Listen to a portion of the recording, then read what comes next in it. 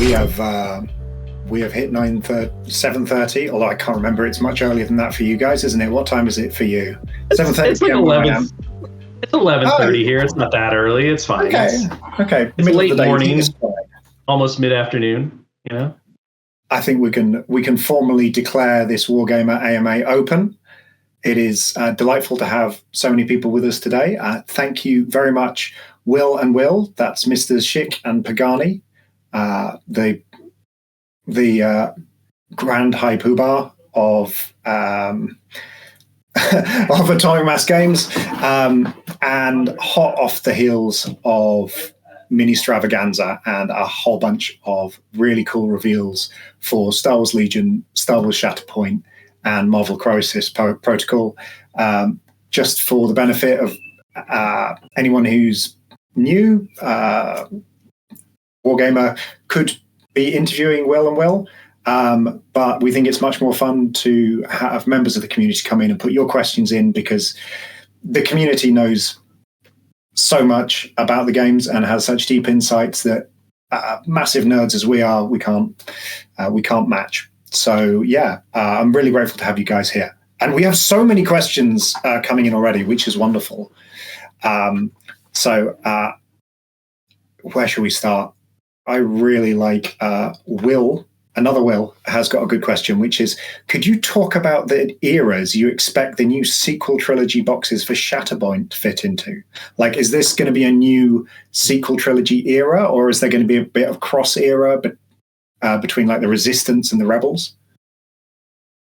So the sequel trilogy follows a brand new era, which is the Rise of the First Order. So it'll have its own unique icon, and at least the initial wave of things, the Cassian, the Resistance troopers, and those kinds of things, they all fall under that. So you'll be able to mix and match your Rebels with your Resistance, for instance, using two different squads, but you won't necessarily be able to mix and match the characters within that squad. There's definitely a world in which, as we see kind of more of the narrative of Star Wars evolve. Currently, we don't know, like, does the Mandalorian and Grogu, do they have interactions with the First Order eventually, or other characters, right? Bo-Katan currently has been in like every major galactic conflict we've seen. Maybe she winds up somewhere else, right? And of course, we want to adjust to that to make sure that players can play the narratives of Star Wars on their tabletops and those kinds of things. So we might see some adjustment, but at least to start, from the information we have now and everything that we've seen throughout the media, that first sequel wave will be pretty much locked into itself in that new era. And if you want to explore kind of some what if scenarios, you'll have to build within the strike team, not within the squads themselves. Cool. Hopping over to a slightly smaller scale, looking at the Galactic Republic and the upcoming Jedi Council, are we likely to see Republic Marines for Legion? I think it's possible, Okay. Like we got a lot of runway to go on Legion and where, units that haven't yet been touched, and everyone's favorite aquatic warriors that I know we're going to get asked about probably 5 times in this AMA. So like there's lots of good content. We're obviously just getting started, even though the game is it's over its 7th birthday. 7th. It's 2018, launched in 2018 of March. So, for as long as the game has been around, there's still so much content yet to go. Lots of characters to explore, lots of different sub-factions that we're hoping to get to. Like the Star Wars galaxy is pretty vast. So I would say no to nothing at this point. Okay. I mean, the goal is always to make it all, right? Mm-hmm. But for sure, I think Republic Marines absolutely open up a very interesting, kind of corollary to what we see in Empire with the Snow Troopers, the 3 kind of core units there. We have 2 core units now in Galactic Republic, so they could be a good slot filler. There's a couple of others that I can think of, like the Shock Troopers, for example. We've seen airborne clones. We've seen all kinds of stuff that we haven't even gotten to yet, right? So and maybe there'll be more to come. We kind of have a good vision on what is coming next in Star Wars, like in the very close to timeline, but we don't know what the imaginations of the folks at Alpha are dreaming up next. So we might even be surprised. There might be things that none of us know about that'll wind up in the game that'll be extremely awesome and great adds. There's quite an astute rules question here from Kybor, which is they're saying there's an increased emphasis on hero units in Legion. And sometimes that can feel, when you've got like 3 or 4 heroes, certain character command cards are always getting picked, and the more situational ones are getting left by the wayside. Have you considered expanding the number of command cards that it's possible to bring as a way to maybe balance that back? So we've had a lot of internal discussions about command cards and command hands, and where does it need to change? Should we change it? All that kind of stuff.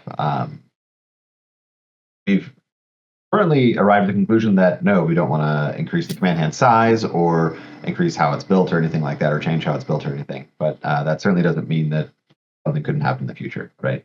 As we move on and the game grows and continues to evolve, there's certainly a possibility of something like that getting revised. Yes.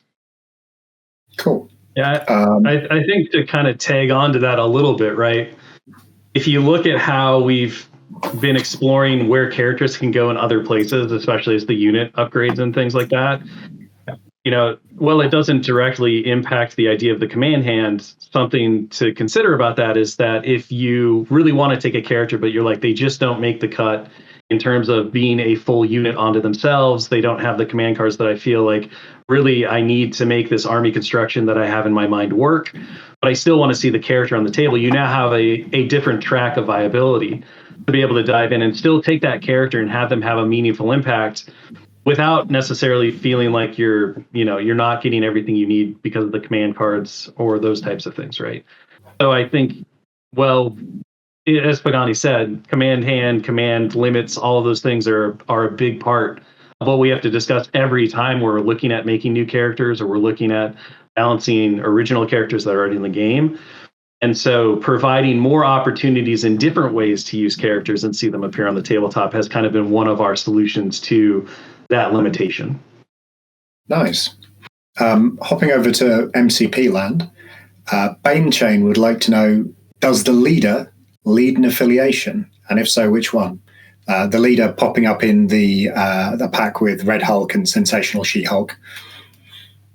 Spoilers ahead. Well, he is called the leader. It would be weird if he didn't lead something.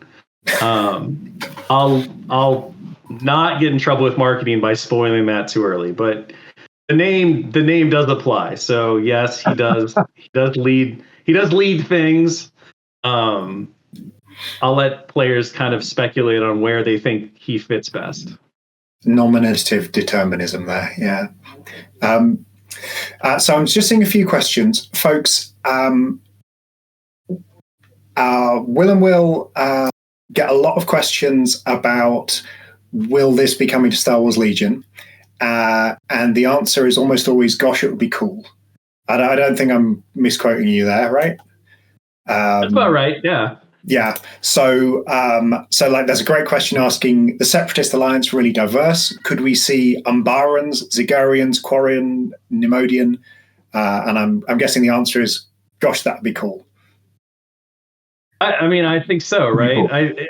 And to maybe answer in a not direct way of confirming or denying anything.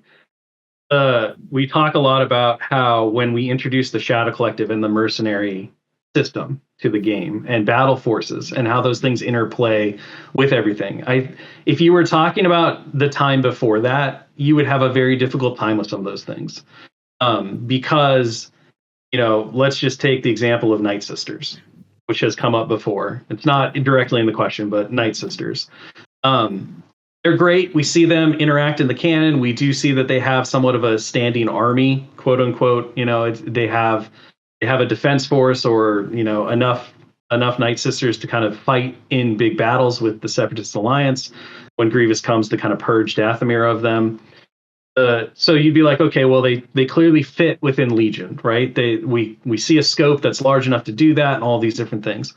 But the problem when it comes down to it is that despite the fact that Legion is a what if player like fantasy game, right? You effectively get to take all these things and combine them in different ways to tell your story, to tell your narratives, to tell your experience in the game.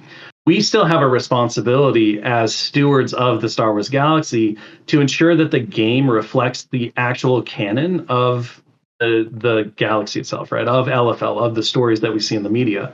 What that kind of means is that when we introduce things into the game, we can allow for the fact that once a player has it in their hands, they're going to do what they want with it, and they're going to have fun the way they want to have fun with it. They're going to tell their own stories. But we also have to ensure that the players who want to tell the canonical story of Star Wars have a vehicle to do that as well. And so what that means is like, yes, we see the Night Sisters fight, but like we never see the Night Sisters go off world, right? We're not even entirely certain if they have like a standing fleet that they could go and fight Ewoks on Endor, these types of things. These type of player choices that we do see in the game, they're not necessarily canonical. And so one of the challenges that we always have to navigate whenever we're looking at new releases, whenever we're looking at like what new things to add, is how do we make them fit not just within the game, but within the canon of Star Wars that the game is telling or can tell. And so this is where the battle force and the mercenary thing really comes into play, because what we can do is we can say, well, maybe this Night Sister unit is a mercenary unit and it does work with Separatist Alliance because there is a line in which we see them they're cooperating. But at no point are the Night Sisters like an integrated part of the Separatist Alliance army, right? So we can kind of split the difference. We can ensure that the canon and continuity of the Star Wars mythology is maintained, while also giving players the ability to tell their own stories within it, to break with that continuity and create their own, I'm going to use the word timelines, even though Star Wars doesn't really have that, on the tabletops and the games in which they play. And so I think in the past, that question would have been a very like, oh, that's pretty difficult. But where we stand now, with the tools that we've been able to build, with what the second edition of the game has provided, with kind of an expansive battle force, mercenary, all these different ways to integrate stuff and make sure that, the heart of Star Wars remains true, but the ability of players to be able to really dive in and explore and our ability as well as developers and designers, it's all there. So hopefully that answer like makes you feel confident in the fact that someday, given a long enough timeline, the things that you really want to see in the game will appear in the game, and that we are very excited to get there. There's not really a hard no. When it comes to like things in Star Wars, the only place where it gets very dicey, because like I said, our primary responsibility to our partners at LFL is ensuring the continuity and the canon of the stories that they're telling, is if it's in Legends, it's always it's nebulous, right? There's times where Legends stuff is allowable. There's times where it's not. But if you're talking about something that has appeared in the current continuity and canon of Star Wars, absolutely, there's every opportunity and chance that it will show up at the game at some point. Okay, I'm just taking that as written that at some point you're going to make a Jabba's Hutt's pleasure barge and a Sarlacc pit train piece, and I'm made up. Like that's the conclusion I'm leaping. There you go. I mean, according to that answer, yes. At some point, someday, we would absolutely do that. Oh, absolutely beautiful. Talking about that sort of balance between game and narrative, we've got another question from Will, and it's about Shatterpoint. So how do you balance competitive viability against narrative list building? Which for Shatterpoint, when it's so focused on the characters, you can see why that's a concern. I mean, I think in general, we're not too concerned with competitive viability when it comes to stuff, right? Like we don't say, oh man, this character needs to be viable in this squad build that the competitive tournament players are using because that's how we want to influence those kind of things. We mostly focus on, is this interesting? Is this cool? Does this do something unique? Right? Is this the character, right? Is this what the character does? That kind of stuff. And then hopefully that fits into one of those things, but it's usually not normally one of the primary goals when we're designing characters, is to influence competitive play, right? We design for, I'm not going to say necessarily narrative players as the focus of our design, right? But we put a lot of emphasis on creating experiences and creating stories and narratives and things like that for players to explore and tell themselves and do themselves, and that works out usually to make interesting, cool stuff that people want to play with that then get taken to events. So the focus is not necessarily on. I guess it's not a bottom up; it's a top down. Mm-hmm. If you're familiar with those phrases, so. Okay. Did that answer that question? I don't know if you got anything else there, Shay? No, I mean, I think that's kind of it, right? Like, what we're looking at every time we're designing anything for any of the game systems is, does it fall within our acceptable balance curve, right? Because these are imperfectly balanced games. We're trying to capture unique individuals with their own skill sets, with their own powers, with their own personalities, and all this stuff. And we need that to be at the forefront of the game experience, right? We want, when a player plays with Anakin Skywalker in any of the game systems, it needs to feel like you're playing Anakin. You need to be able to relate to that character, because I think that at the end of the day, that's why we're all here. And so, as Pagani said, right, that's our main focus. And then what we're looking for is the extremes, right? We don't want something to be too over the curve. We don't want things to be too under the curve. And where it falls within the curve, that is kind of left up to the players and how they can innovate on it and all these different things. We have our own sense from our testing, like where we think it's going to fall. We're right about that maybe 40% of the time, to be honest. Like, even with all the playtest games that we do internally, externally, the number of times that our playtesters, our great playtesters who play a lot of these games and interact with us, come back and they're like, this character seems like they're fine, right? They're not going to blow up the world. They're not, but they're fine. And then it comes out and all of a sudden it starts hitting all of the big competitive lists, and it is definitely a bit higher on the curve than we expected, but still within parameters. It happens a lot because, as Pagani likes to say, we could play, testing games for 3 years and still not really come close based on the bandwidth that we have with our global playtest, groups that we work with, to really hit the same amount of games that the entire global community plays within 3 months, right? So part of the fun is you just kind of have to make some educated guesses based on experience. You learn your painful lessons when you're wrong, and as we talked about in the pre-show, we're in a world now where we get to make those adjustments and treat these games as a bit more of a living, breathing thing. And then you apply that going forward. So sweet. And hopefully every time there's a mistake, you learn from it, right? Yeah. You say, oh, that didn't work out. And then when you see that show up on a character again, you're like, hold on a minute. We've seen this. We know not to do that, or we know not to do that combination of it, right? Sometimes you do figure out how to do something that didn't quite work in the past, because you've learned what not to do, and that tells you what to do. But it's just like painting, it's just like the hobby. You continually get better the more you engage with it and the more you think about it, and you kind of have to be willing to be like, it's a journey, not a destination. So there's some in-depth questions, but I've got a fun one that I really want to put forwards from Kybor. Any suggestions on the best way to run the max number of wheel bikes with Grievous? That's reasonably spoilery, but there we go. It is what I'm saying. So if you want a bunch of wheel bikes, you're going to have the ways to do that. So. There we go. Lots of wheel bikes. I mean, you can already take 4 just in a normal list. So you really want to be crazy, because you get three from the slots and then 1 from Entourage. So, that's like, maybe there's a way to take more, but that's a lot just to begin with. I have faith. They'll find a way. Practical question about mini production. So someone's says the gins in soft plastic. Did I miss this, or is this? I'm assuming this is Jin Zarin. Yeah. So as we talked about when we made the announcements at the roadmap at Adepticon and kind of talked about the reprint schedule and the repack schedule and all of that stuff, our goal, as stated, is to move everything that was soft plastic into high impact styrene or hard plastic, HIPS, depending on which term you like to use. However, we also want to make new things. And I think the community really wants to see new things come to the game and not just see, the stuff that maybe veteran players already have show up in a new plastic, even though that we get to, hopefully we get to make the quality better. We get to make the details sharper and all that stuff. with that in mind, we have to kind of approach all of the manufacturing and the output in a balanced state. And so the goal is to ultimately get to everything being in hard plastic. There's just a reality that that's going to take time. There's a long road to get there in order for us to be able to also make sure that we're injecting cool new things into the game, like the Jedi Council, like Mud Troopers, like all the other things that we've shown, the Imperial High Command, these different things.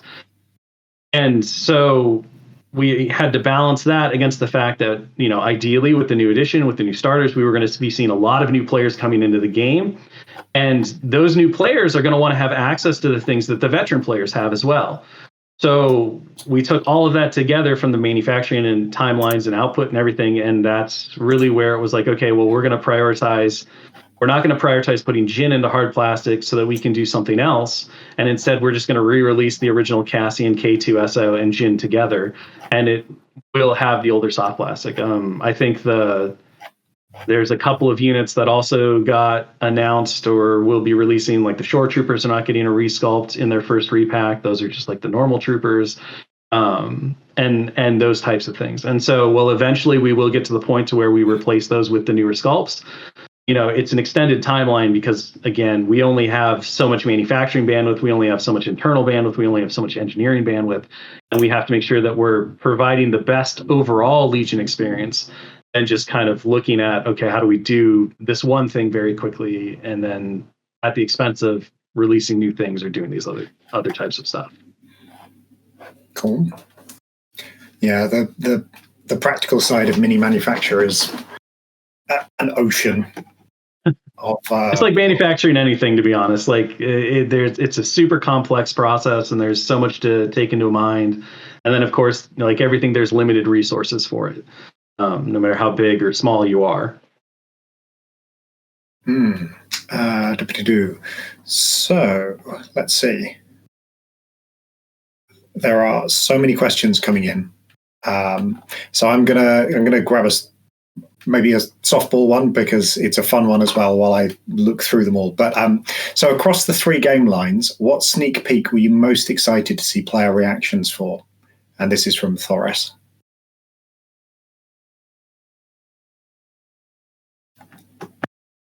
For Crisis Protocol, I'm an Onslaught fanboy for sure. So in that miniature out there in the wild, and everybody's response to that has been really cool because I don't know, I love that guy. He looks so cool. He's huge. His rules are great. They don't know that yet, but they're coming. So that one I think was a standout for me. Cool. Yeah, I mean, I think for Legion, the one that I was most excited about was the Mace reveal, because that has been a character that has been brought up a lot as missing, as like when is this character coming to Legion, all that stuff. And so we got to have a little bit of fun with the art reveal, and then the reveal that he's bringing along the council and that type of thing. So the assumption is that would be a big like screaming, meme moment for folks who play Legion. And then I think for Crisis Protocol, the one that I was pretty excited about, maybe wasn't like a huge reveal, but the video that came along with the Sentinel stuff, just doing like trailers and stuff like that is always very fun. We put a lot of work and effort into making, cool commercials for the game. And so seeing that pay off, seeing Tony and Dallas's really like amazing cinematography and the work of the editor that we get to work closely with as a freelancer, Briggs, they give me chills every time we do a video, from that Echo Base one to the Sentinels one. And I'm excited to continue to get back to a point where we're doing that more and more, because it was a thing that as a studio we did quite a bit, and then we kind of lost a little bit of track on that. And so to be able to get back to that point again, have things a little more smooth and figured out, and understand what our bandwidth is and how to balance those things out, it's very exciting. So don't think that those were the only ones. There'll be at least a couple more for Adepticon's roadmap as well. Very nice.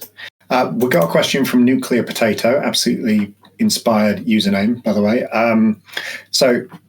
Questions. The new Battle Deck card pack for Legion. You've shown off some of the primaries and secondaries, but are there more than just those that you've shown off? That's a cool. And there's a lot more in that pack. Yeah. So I think specifically, we showed off one secondary, one primary. And then I believe one advantage for each. As I mentioned on the stream, there are 2 advantages for each faction, so you've seen half of the advantages. And then, if my memory is good, and it rarely is, there are 4 primaries and 4 secondaries in that box, so we showed off a quarter of each. I think that is correct, yes. And cool. So there's a lot more new content. It's not. But I think there's also more besides those ones. There might be. I refuse to comment on that, but I know in Battle Pack 2. I know in Battle Pack 2 I believe there's 4 primaries, 4 secondaries, and then there are 2 faction specific advantages per. And then obviously that's not going to be the last battle pack. We've already talked about the fact that there'll be a battle pack every year, so you're going to get a continuous influx of new missions every year. There you go. Cool. Interesting question from Melly. What was the most challenging or interesting part about developing the really unique new Night Trooper mechanics for Shatterpoint? And how do you expect them to fit into Empire teams? It was definitely the recursion. Like, how do you create, zombies, which effectively, when you defeat them, they get back up, or there's always more of them depending on the setting. With the Night Troopers specifically, what we see over and over again is like you kill them, but you don't, and then they stand back up and they come after you. And with Shatterpoint, with a lot of games, you just have a simple recursion mechanic, like the miniatures just come back when they're defeated. Shatterpoint has already a wound system that stops characters from really getting pulled from the table. And so I think the big challenge that Plummer and Rutan had specifically with that design was, how do we create the feeling of zombies that never stop, like you can't just put down, when the game at its core already has a system that says characters don't really get put down. And so that combination of the fact that they can immediately go from injured to wounded, or wounded to injured, whichever way the rule works, and then also they can remove all their wound tokens when something else gets defeated next to them, to kind of show that they're bolstering their ranks with their friends, I thought was really clever. I think they did a really good job of solving a kind of difficult narrative and thematic challenge that we made for ourselves unknowingly when we started making that game. And I don't think we ever really thought what happens if zombies, but maybe we should have. But they puzzled their way out of that box, and that supporting unit is really, really fun. As far as like how players will use them, I don't know. I think there's a couple of good ways to like maximize them. But I look forward to the community showing us, how they're gonna run that stuff. We definitely went through a lot of iterations on that character. That is like where, I don't know, there was some where just like they never got injured, so they would just contest forever and stuff like that. It was the whole thing. But I'm really happy with where we ended up. We actually had like respawn mechanics at one point, so they would walk off board edges. It was wild. Couple of balance questions about Legion. Or like the same question, but coming from a couple of people. So Kablooey Kablam, again, just the names here are inspired. I'm loving it. Is asking, have you thought about writing extra rules text for Wookiee troopers as part of adjustment? And we've also got, come on, let's find him. Yes. So yes, 7940. We're now abstract. This sounds like a noise punk album or something, like a band that your friend makes you listen to one time when he's incredibly stoned. And I'm getting off on a track, but he's saying he thinks that there's some units that are overcosted and underperforming. He names Wookiees as one and snipers as another. So just what problem units have you got your eyes on for balance updates? I mean, Wookiees are certainly something that we're very keenly aware of. Right? We've been playtesting a lot of stuff for them already. We've been looking at things, points changes, other things, other options. we always talk about how we like to try a lot of different things before we settle on one thing. Yes, absolutely, there are things in the works, and we're working on those things for Wookiees specifically. And then as far as the snipers discussion goes, which I know is a big one going on right now, that one is a lot harder to finely tune because it really depends on what you want out of those weapons, right? Pierce in general is a mechanic which most of the snipers have or have some way to get through lethal or something like that, is incredibly powerful. And it is disproportionate depending on what type of unit you're attacking, based on their saves and those kind of things, and how much Pierce you have. Like Pierce 1 versus Pierce 3 versus Pierce 2 are all very different in terms of math and outcomes for saves. And then it also has a lot of impact on how many saves are being rolled. So when you're shooting very small dice pools with Pierce, essentially your opponent just doesn't get saves, is usually how it works out. And that is, of course, very powerful for anyone who's been playing any games that uses a save mechanic, Legion, and many others on the market. When your opponent just doesn't get to roll them at all, or effectively doesn't get to roll. That's very, very, very strong. So it's something that we have talked about a lot, and I assume we'll continue to talk about a lot, and maybe we shake out somewhere. But there's a lot of moving parts that are not as obvious as a lot of other things that we have touched on when it comes to Pierce and long-range weaponry and small dice pools and big dice pools and all that kind of stuff. Cool. Hopping over to Marvel Crisis Protocol. So Adam says, just Adam, we're returning to the foundation of reality with a nice, sensible name. I'm not saying the other names aren't sensible, but Adam's a grounded name. We're back on whichever the primary Earth is in MCP.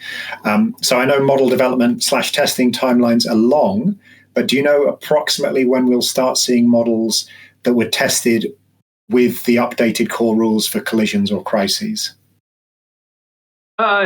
Well, for the most part, because the collision rules were tested for quite a long time and various iterations and such. And then if we're talking about the crisis cards from Operation Zero Tolerance, all of those things, the OZT crises and things, were tested with the releases from next year, right? Because they were all within the same cycle. So you can kind of say, if you're looking at crises, whatever crises were releasing in that kind of year, all of the miniatures or characters that are coming out in that year were likely within the same development process.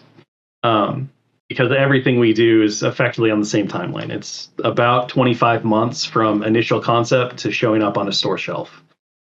With a lot of that time being manufactured and production. So there's about a 12-month cycle of us as the studio making the thing. And then the rest of that time is, split between approvals and the factory doing the files and, overseas shipping and all of this great stuff, global logistics and those types of things. The collision, so like characters that knew about the collision, damage changes, those kinds of things. Really it's a lot of the things that we announced next year, especially I think the Spectrum and Blue Marvel were not, and then the Kang box with kind of the Stark Armory box would have been kind of finalizing right as we really started fixating on our fixes for that. So they are adjusted for those things. But again, as we did the collision and the crises, right, as we do all the testing, we're looking primarily at the past stuff and how does it interact with the new stuff. So all of those things have effectively been adjusted and tested against to make sure that, again, there are no outliers. Now, how does that affect them on the curve? That's a thing that we'll see play out. We have an idea based on our testing of where it'll go, but if those ideas or those conclusions turn out to be incorrect and something does go above the curve or below the curve because of these changes as a knock-on effect, then we'll adjust that, right? We'll dive in and we will make those course corrections as required. So hopefully that answers the question. I don't know if Pagani has anything else to add to that. Oh, I think you pretty much got it. Cool. we're getting a lot of questions about battle forces for Legion. So people are excited for upcoming announced battle forces. They're wondering if things might appear as battle forces. And then there's a question just about how you create battle forces. And, maybe you'll answer some of the other questions in the process of that as by way of example. So when you're making a battle force, are you looking at what's already in the game and building around that? Or are you starting more with a particular identity for the battle force and then filling that out? And then how are you coming up with the units and the special versions of units just for that battle force?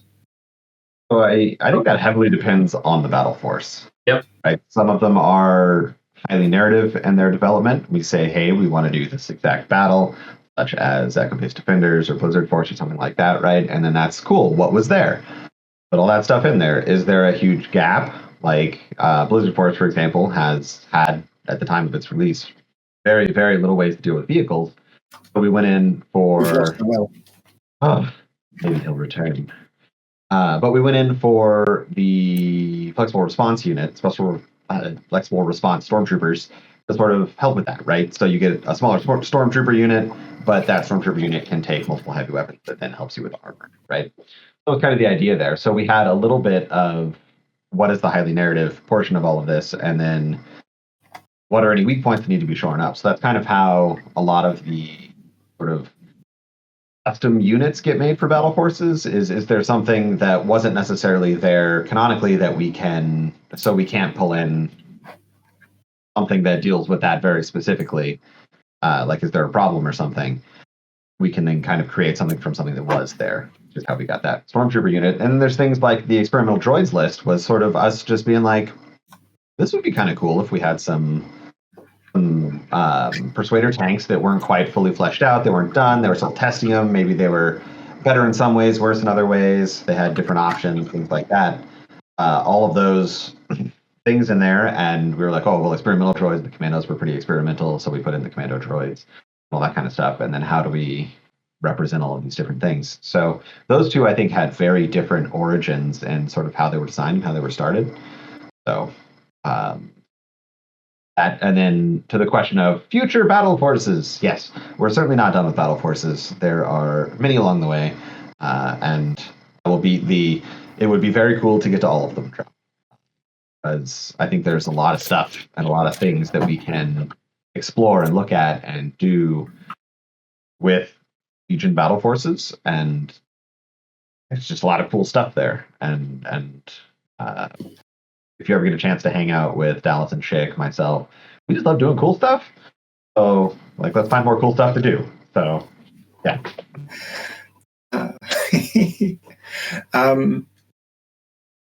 So it's just the one will now. We've lost our first will. We're on second chat. Our astromech droids are doing their best to bring Will back online. But we've got some very funky questions still, which is delightful. We've got the intimate Will.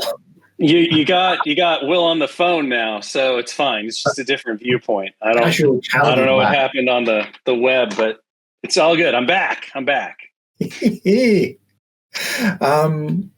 Well, we've got a question from a Will to welcome a Will back to the Will. Perfect.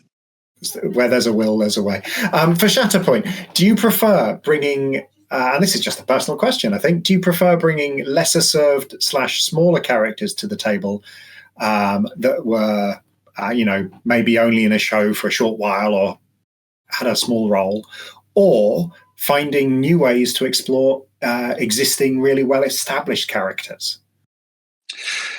So, I mean, obviously we made Riff Tamsin, which means that we probably really enjoy like going into the dark niches and kind of obscure characters of Star Wars with Shatterpoint. I think, one of the interesting things with working on that game for a while now is that we have really leaned more into the idea of exploring those obscure characters, of finding really unique places to bring to light characters that may not be what you'd consider the iconic or the commonly named ones. And that has been very enjoyable. And I don't know if you had asked me when we started the process on the game that I would have said that we would have wound up maybe doing that more than exploring multiple versions of Anakin Skywalker, right?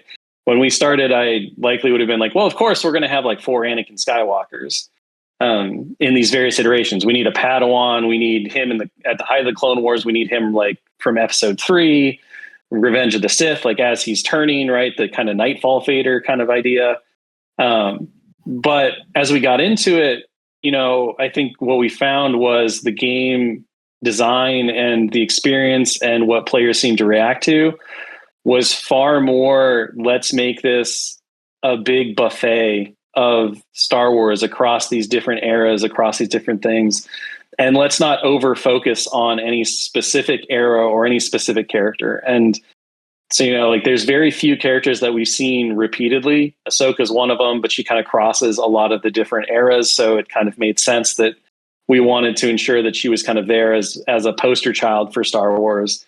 The main trilogy characters, obviously they kind of got a redo or a different version from the Death Star escape. And that was because it was really compelling to us to tell the story of episode 4 with those 4 characters in that version.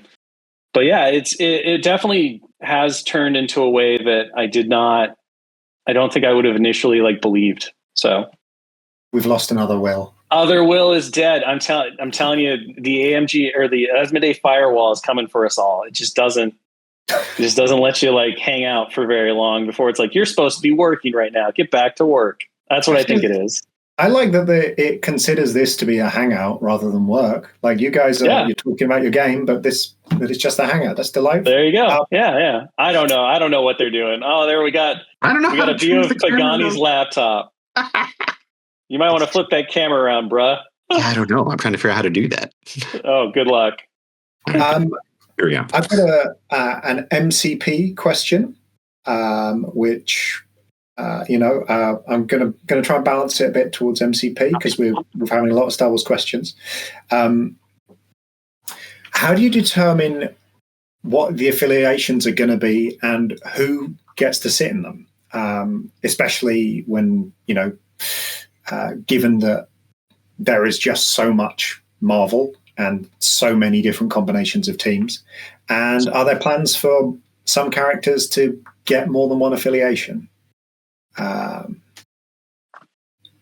Well, with affiliations, where we start is, obviously Crisis Protocol is very influenced by the 616 continuity of comics. So we always like to start there if we can. And that means that when we're looking at an affiliation or we're looking at designing a new character, we'll kind of do some research, hop on Marvel Unlimited, hop on, some of the wikis and say, where has this character appeared? Where does it make sense for them to kind of fit in? And from there, we will also look at, does this character do something interesting in the MCP universe that we want to slide them into a different affiliation? This is kind of really important when we're designing or introducing a brand new affiliation as well. Like when we did Midnight Suns, we know we want to do Midnight Suns, but we only have so many characters. So let's look at who might make sense within the game design and the balance and all these things to be added to that as well. And hopefully there's a bit of a comic connection, whether it's from 616 or a different universe where that character has been part of the group or interacted with the group or something. And the flip is also true. Sometimes we'll look at a character and say, well, this character was part of this affiliation or this organization, but it's a problem from the game balance perspective. And so at that point, we'll kind of make the decision, maybe they shouldn't be included because it's a fine balance of telling the Marvel universe and letting players experience that, but also ensuring that the game is healthy and enjoyable and that we're not creating problems while also always trying to make the character feel like the character. And we're benefited by that through the fact that if you really love a character and you're like, I really want them to be in this affiliation, or when I think of the character, I think of them in this group. And for whatever reason, that we have made in the game, they are not in that group as part of as an affiliated member, you can still splash that character. You can always still take that character within your squads and those kinds of things. And so for us, that is a reasonable enough kind of a mechanic to allow players to really live the comics story that they want to tell or that they want to recreate. And so that's kind of where it comes down to, right? It's a mix of everything. And the reality or the final kind of say is that because we aren't 616, we're very clearly, a different multiverse of Marvel that does its own thing, but is very similar to 616. We will make decisions that we feel are going to be best in the aggregate or the holistic view of everything. Saved by the multiverse. Exactly. Yes. That's yeah. Another MCP question from Adam. Any thought of making and releasing tactics cards independent of character packs? Adam saying that they can see a lot of potential there for tweaking or boosting characters or affiliations, and thinks that might be an easy way to tinker. Yeah, we've talked a lot about tactic card design, where we want it to go, what we want it to be, those kind of things. And over the years, we've kind of figured out that we want less generic tactic cards, so less cards that are available to everyone. Whereas at the beginning, there was tons and tons, right? Like the first core set, I want to say there was like less than one card per character that was their own, and then several affiliation cards, and then a ton of just generics.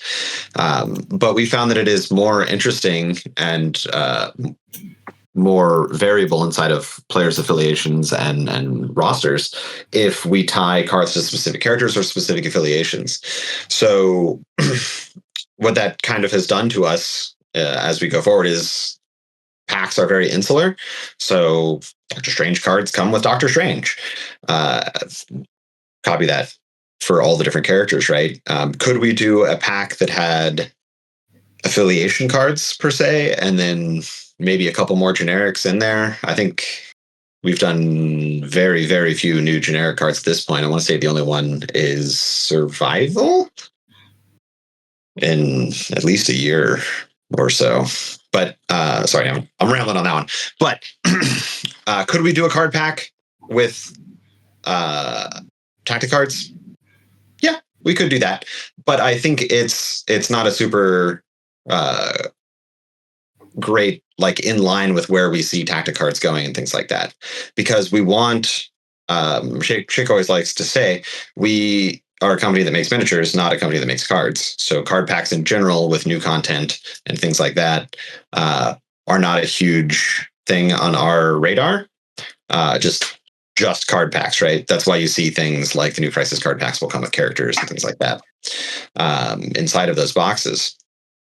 But we could do a box of affiliated team tactic cards and things like that. But then you get into a whole situation of like, well, if I only play Avengers and Cabal and it only has 2 cards for that, am I going to buy this pack? And then you're buying all these other cards that you're not going to use. So I'm not sure it makes sense for kind of what we're going for team tactic cards, but it is something that we could explore, yes.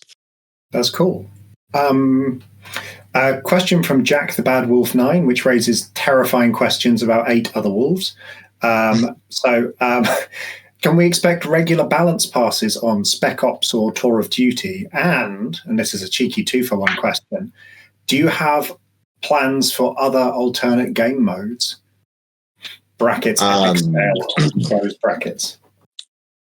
I think it depends on what you mean by regular balance updates. They're both formats that are still both being Spec Ops and Tours of Duty are obviously both formats that are living and breathing, right? We are still paying attention to both of them.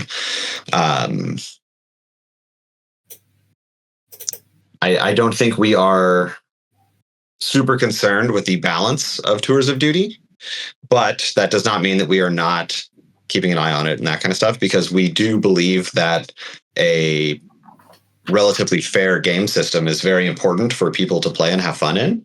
And Tours of Duty is absolutely something that we want players to play and have fun in.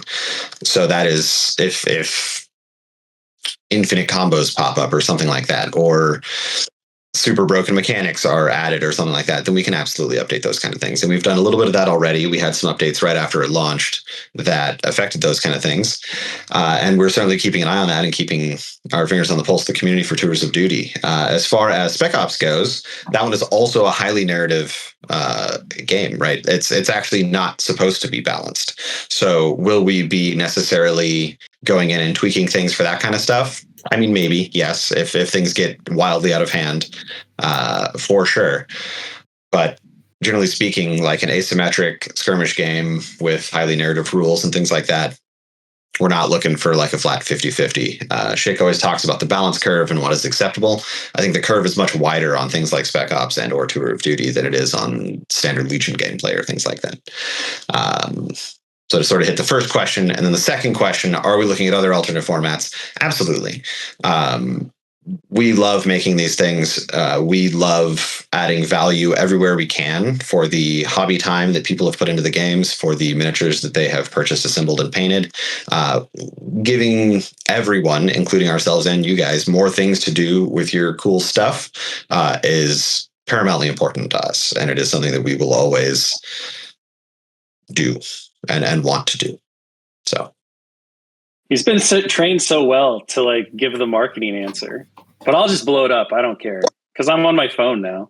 Well, they can't stop you. The mind control software on the company computer is off.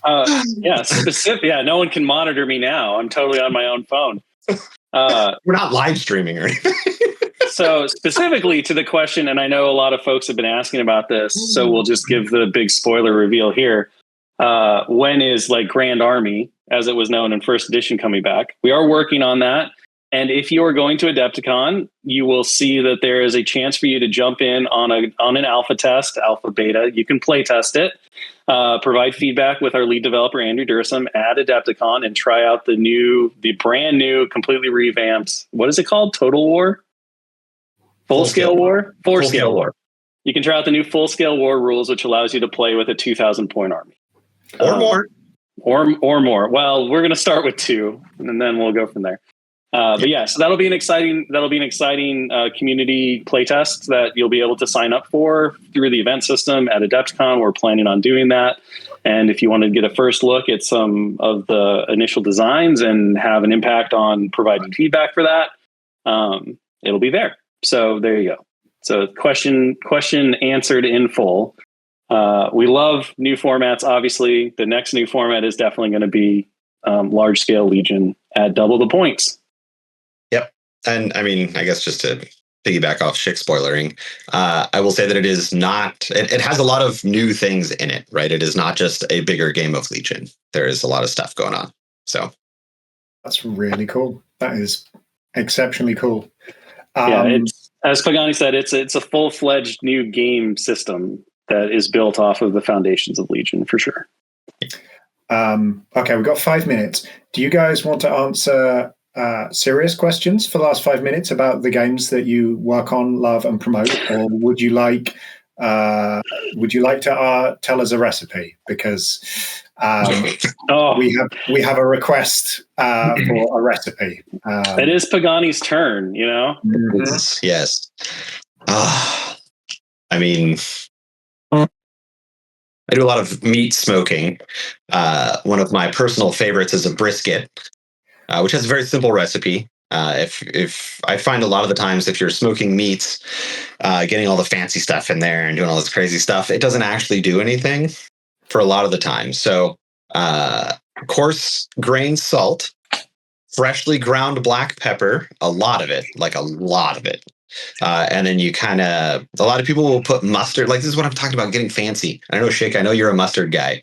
I'm not a mustard guy. Do not put that evil on me, Ricky Bobby. No, you're not? Oh, no. I thought you were.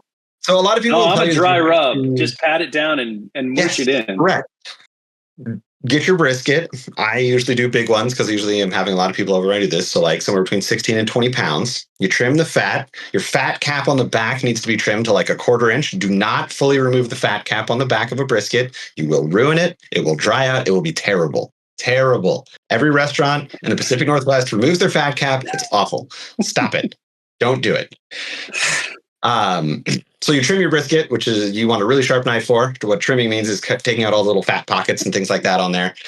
Rub it down with and when I say rub it down, I mean like go crazy. You're coating this thing in salt and black pepper. And as Chick has said, you don't need anything to make it bind to it. They'll talk about binders like olive oil or mustard. You don't need that.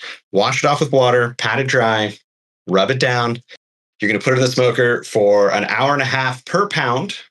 You start at fat cap up, so fat on top of it, other thing on the bottom. You smoke it at 225 for half the time like that, and you're going to flip it over. A lot of people will tell you to wrap it. You don't need to wrap it. This is craziness. You just let it go. Hour and a half a pound. So 20 pounds, 30 hours. Good luck. I cheat a little bit. It's an electric smoker, so it does pellets over an electrical filament to burn them. That works for my parenting, like I'm a parent lifestyle, so I don't have to go out there every hour and a half and start a new fire and then put it in an offset smoker and then do all those kind of things. It's cheating, but it's good enough. There you go. Beautiful. Not as in-depth as Shik's was last time, but... Well, look, but it still is delicious. Plus, then you can take the leftover brisket, you chop it up, you make a little achiote paste, you put it into a taco. Like, it's great. Yeah, no, brisket tacos, 100%. Yeah, then after that, you slice your brisket. There's a lot of different ways to do that. You can slice it and just eat it. You can chop it up for sandwiches. You can put it in soups. You can do all sorts of things. And you get a really good smoky flavor after 30 hours of smoking. It takes a lot of wood, so get more wood than you think you're going to need. Yeah. Beautiful. Beautiful. The purity of it. Last question I always ask. Is there anything that you guys really wanted to talk about and you're just like, nobody asked? I mean, I got to talk about brisket. I'm good. I love brisket. Well, I mean, I feel like we kind of covered it with the big dramatic reveal spoiler for Adepticon, but no, a lot of great questions. I know we didn't get to everything in there, but hopefully we'll get to do this again. And if your question didn't get covered, we'll be back. We're just happy to hang out and chat. So, and sometimes we lurk in the Discords as well. So if you happen to just be having a general wonderment, you never know when a random will swoop in and give you an answer or start a discussion. That's true. Sometimes it happens. There are so many wills. Yes, there are. Lurking wills. Thank you very much, guys. Thank you very much, everyone who has attended. Those of you who tuned in late, this has been recorded. It will be up on the Wargamer YouTube channel for you to catch later. You can catch the previous AMA with Will and Will if you want to get Will's incredible burrito recipe or more insights into game design, which, you know, it's just fantastic having you guys. It's always so much fun. Oh, yeah, thanks so much for hosting and bringing us on and everything. So yeah, sweet. And yeah, thank you everyone for coming. You are free to go. Run free, run wild and free. Whee! Spread the good word, everyone.